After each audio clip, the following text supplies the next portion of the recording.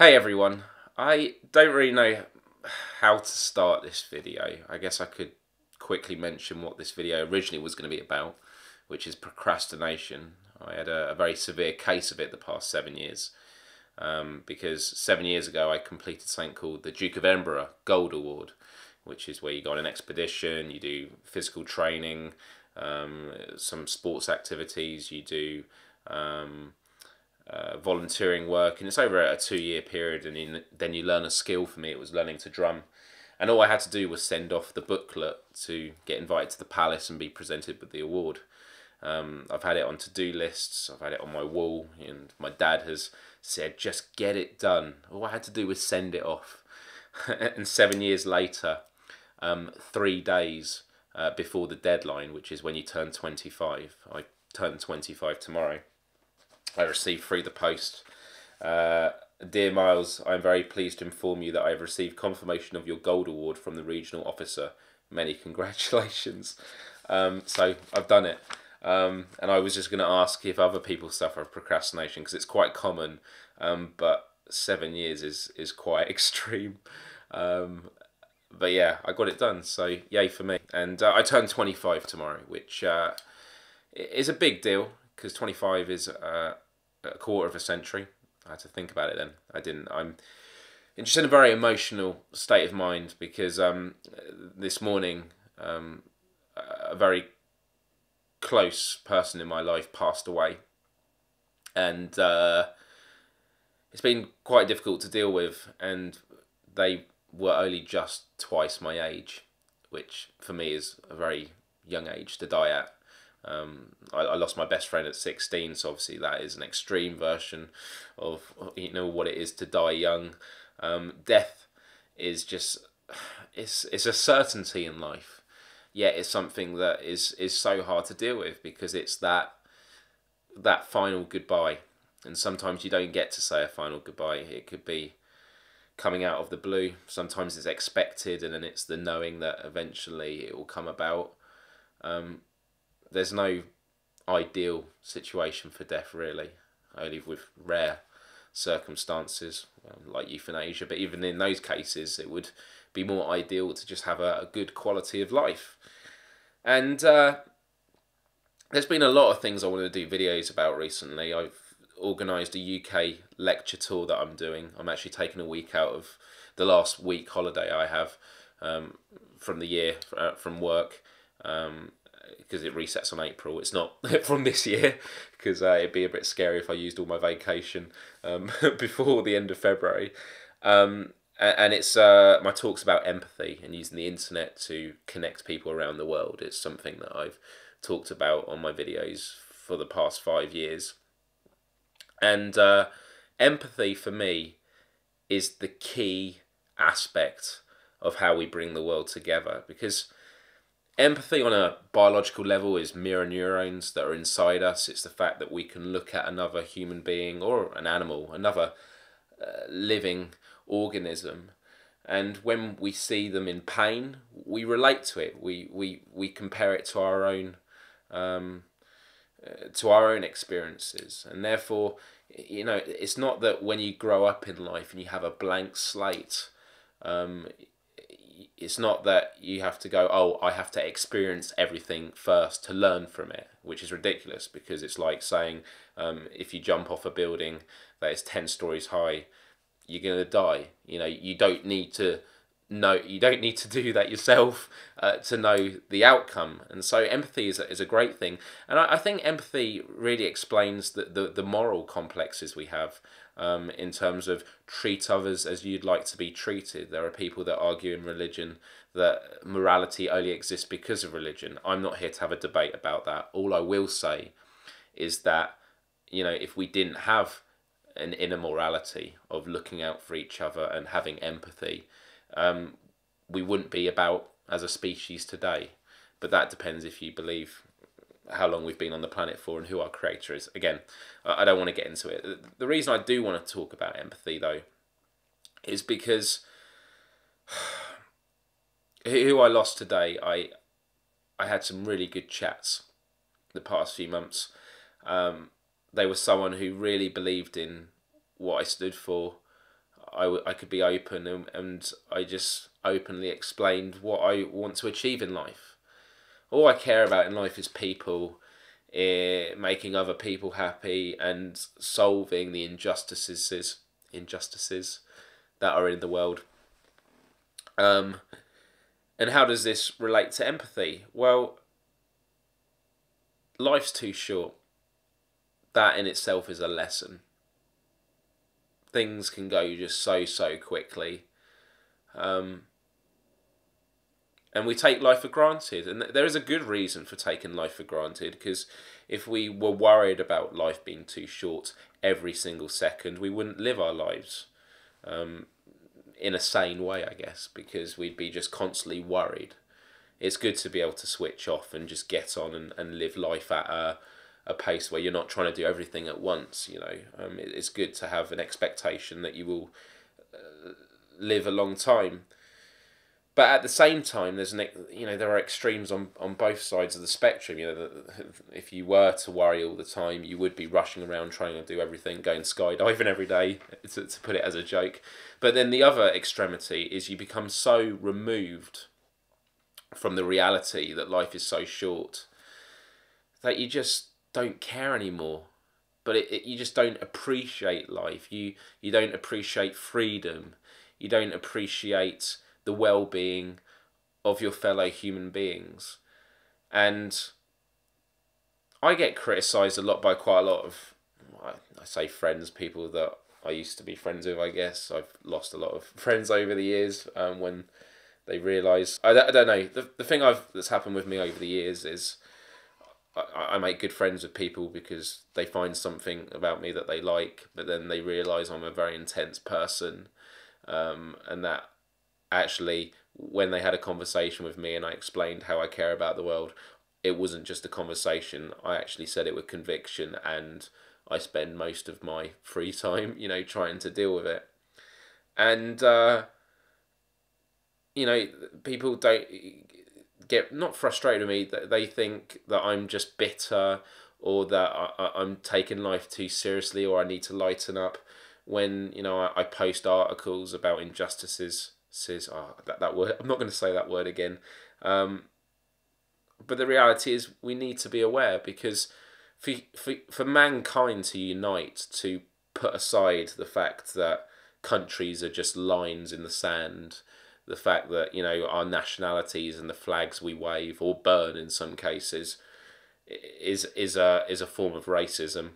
We're showing divisions. It's good to have culture, I'm not denying it, but nationalities, and you could look at the global crisis of economies trying to survive when they're getting bailed out in the Eurozone. It's all about your leaders of your country going to these EU meetings to defend your own national interest, when it shouldn't be about national interest. It has to be because it's the traditional way, but it should be a human interest. And I know there's probably no real point to this, and I was mainly going to talk about the fact of death, but it's more about the lesson of death, because the reason I brought up empathy was because I explained how empathy allows us to learn lessons from other people's experiences, from what we see around us. And I guess by doing this video, the pain that I'm feeling and expressing right now about my loss today may be just a little nudge or a reminder that we do have to not take life for granted, and that life can be too short. And turning 25 tomorrow, am I looking forward to it? It's a neutral thing, really. It worries me, and it worries me because I have such big ideas that I want to put into practice.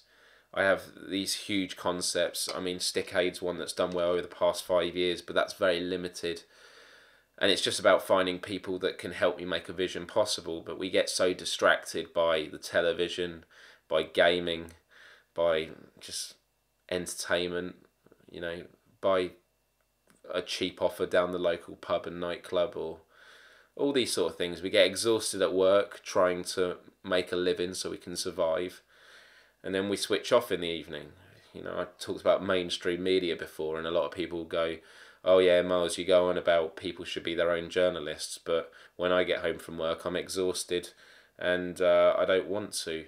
I just want to turn something on and just veg out. That's fine, but it doesn't make it right. We need to make the effort because it'll be hard. And who I lost today in the conversations I had, and how he said he believed in what I did, and that it just opened my eyes. And like I did in my video about recapping last year, it's the fact that I've got to take care of my body, and I have been doing it. I've got to take care of my mind as well. And it's just, let's say, well, I'm not gonna, I believe it to be the case, the world, or you know, the universe has been around for billions and billions of years. Isn't it amazing that we're just like a pinpoint in the ocean, you know, for up to 80, 100 years if we're lucky. And it's just makes you question, it makes you look at the bigger picture. And unfortunately it takes sometimes death from someone close to you to really affect you, because obviously if we were affected by every death on the planet, we wouldn't cope, we would suffocate in complete despair. I felt like I had a decent point to make in this video, but I think I just wanted to get it off my chest. And I'm sorting out my UK tour.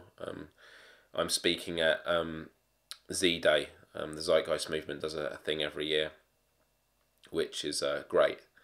And they get academics from all over the world to speak about ways in which we can bring the world together.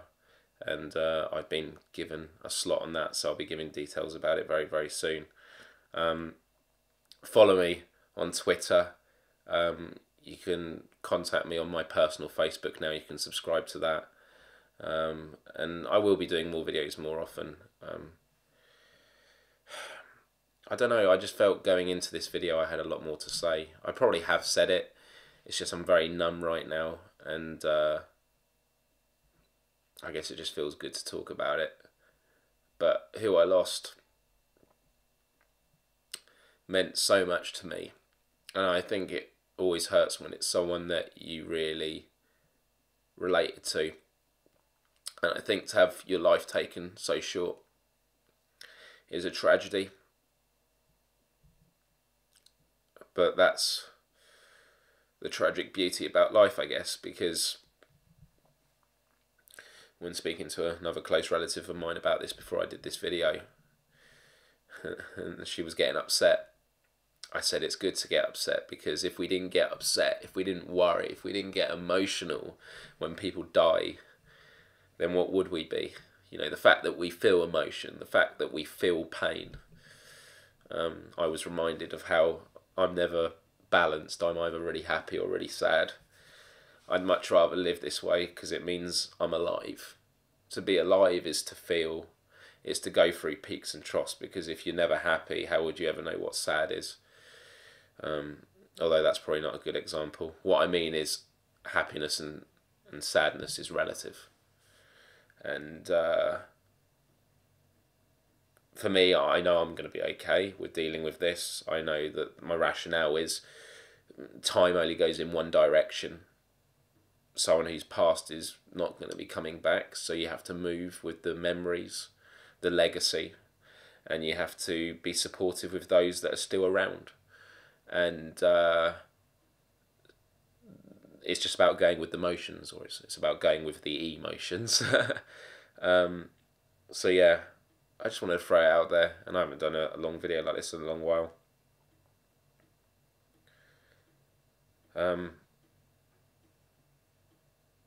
I just care so much, and I think getting the acknowledgement I did from this person, it just makes me feel stronger and want to strive and keep going. And me doing this video is not to put myself on a pedestal, or to say, only, oh, look at me, I'm dealing with death, we all deal with death. It's just my ethos with YouTube is it's a great way of directly connecting people. All you people that are going to be commenting, you be having discussions against one another, people geographically isolated around the world, And that's the beauty of the internet. And the biggest challenge we're now going to see in our lifetime, and this is why I'm excited and a bit scared, is we have traditions, you know, religion, government, the education system, healthcare, energy usage, the traditions that have been with us for such long times, and they're being challenged now because the internet is tearing down the international borders. It's making people all around the world declare that we want human rights, we all want to be treated equally, we want everyone to have access to the world's resources, we want to live a more sustainable lifestyle. And that's the challenge.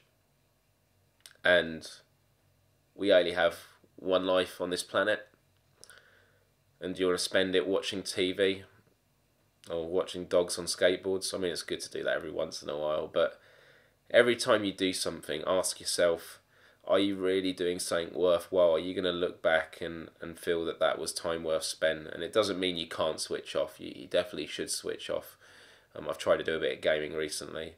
But at the same time, just think, how great would it be if you look back and you realised you helped shape the future? And the power's in our hands now. It's no longer about the elite. It's about the people with access to the internet. And it's why I'm paying for, I'm out of my own money, I'm paying to go around the UK and talk at schools, etc. And if there's anyone who would like me to speak at your school or anything, do get in contact through my email. It's on my channel. And let's organise this. Because I have faith.